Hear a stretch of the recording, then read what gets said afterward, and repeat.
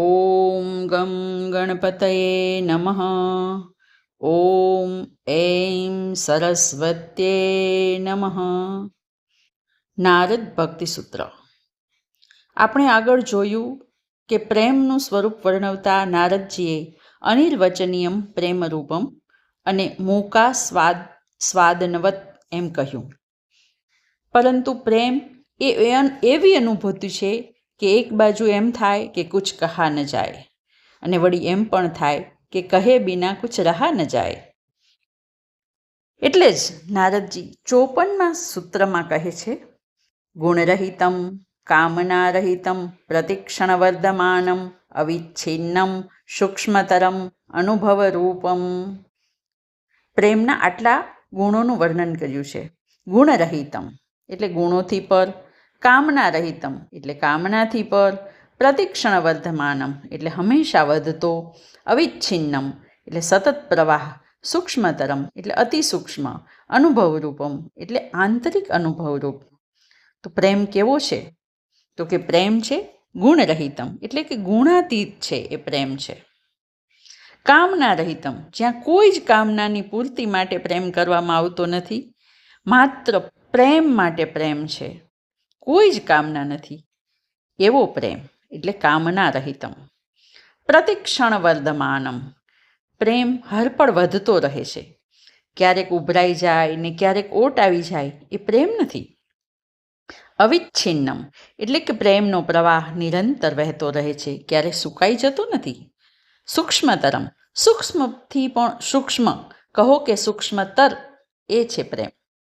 અનુભવરૂપમ એ બાહ્ય દ્રષ્ટિથી દેખાતો નથી, એ માત્ર અને માત્ર અનુભવથી અનુભવી શકાય છે. અને તેથી જ રસખાનજી આવા પ્રેમનું વર્ણન કરતા કહે છે, બિન ગુણ જીવન રૂપ ધન બિનુ સ્વાર્થ હિત જાન શુદ્ધ કામના તે રહિત પ્રેમ કહિય રસ ખાન. હવે આવા અખંડ પ્રેમની પ્રાપ્તિ કોને થઈ શકે, થાય કે કેમ, એ કેવી રીતે જાણી શકાય? તો એ બતાવતા નારદજી 55મા સૂત્રમાં કહે છે, તત્ પ્રાપ્ય તત્ એવ અવલોકયતિ તત્ એવ શૃણોતિ તત્ એવ ભાષયતિ તત્ એવ ચિંતયતિ. તત્ એટલે તે એટલે કે દિવ્ય પ્રેમ. પ્રાપ્ય એટલે પ્રાપ્ત કરીને, એવ એટલે એક, અવલોકયતિ એટલે જુએ છે, શૃણોતિ એટલે સાંભળે છે, ભાષયતિ એટલે વર્ણન કરે છે, ચિંતયતિ એટલે અખંડ ચિંતન કરે છે. એટલે કે અખંડ પ્રેમને પ્રાપ્ત કરીને ભક્ત તેને જ જુએ છે, તેને જ સાંભળે છે, તેનું જ વર્ણન કરે છે અને તેનું જ ચિંતન કરે છે. અખંડ પ્રેમ પ્રાપ્ત કરનાર ભક્તની દશા અને દિશા બદલાઈ જાય છે. તે પ્રેમાદ્વૈત બની જાય છે.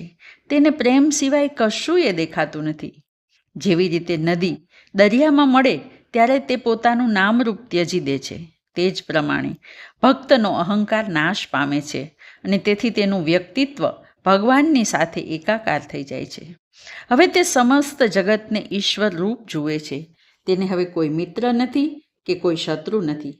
તે ભગવાનના ગુણગાનમાં મસ્ત રહે છે. તેથી જ ગોપી પોતાના અનુભવનું વર્ણન કરતા કહે છે ને, જીત દેખો તિત શ્યામ હી હે શ્યામ કુંજ બન જમુના શ્યામા શ્યામ ગગન ઘન ઘટા છઈ હે સબ રંગન મેં શ્યામ ભરો હે લોગ કહત યહ બાત નહીં હે. આમ તેને બાહ્ય વિશ્વનું ભાન રહેતું જ નથી. એની બધી જ પ્રવૃત્તિઓ શારીરિક હોય, માનસિક હોય કે સાંસારિક ભગવાન માટે જ હોય છે. તેથી જ છાંદોગ્ય ઉપનિષદ પણ કહે છે, યત્ર નાન્યત પશ્યતિ નાન્યત શૃણોતિ નાન્યત વિજાનાતિ સ ભૂમા, અથ યત્ર અન્યત પશ્યતિ અન્યત શૃણોતિ અન્યત વિજાનાતિ તદલ્પમ યો વૈ ભૂમા તદ અમૃતમ અથ યદ અલ્પમ તત્ મરત્યમ. જ્યાં બીજું કંઈ દેખાતું નથી, બીજું કંઈ સાંભળવામાં આવતું નથી, બીજું કંઈ જાણી શકાતું નથી, તે ભૂમા છે. જ્યાં બીજું દેખાય છે, બીજું સંભળાય છે, બીજું જણાય છે તે અલ્પ છે. જે ભૂમા છે તે અમૃત છે, જે અલ્પ છે તે મર્ત્ય છે. આ દિવ્ય પ્રેમ સદા મધુર, અવિનાશી અને સનાતન સત્ય છે. હરિ ઓમ તત્સત.